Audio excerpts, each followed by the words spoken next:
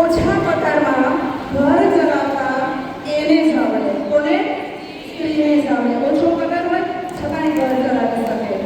લગ્ન કરી ઉંમળું ઓળંગ્યા પછી પોતાના પારકા જે લોકો છે એને પોતાના કરતા તો કોને આવડે? સ્ત્રીને જ આવડે. પોતાની 4 ડિગ્રી તાવ હોય છતાંય પતિ અને બાળક માટે ટિફિન કરતી સ્ત્રીને જ આવડે.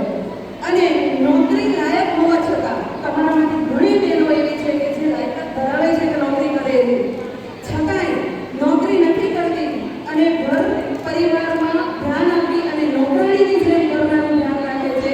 આ તો સ્ત્રી જ કરી શકે. બરાબર?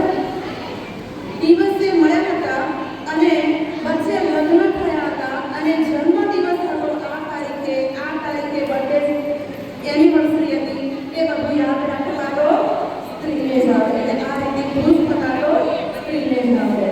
અને આપણા ઘરમાં દીકરો જો આપણો આઈન્સ્ટાઈન જેવો જન્મ્યો હોય તો પતિ ગર્વ લે કે આ મારું ડીએનએ છે, માટે આ દીકરો હોશિયાર છે. ગમે તેટલું માનવું જતું હોય તે એને જસ મળતો નથી. હવે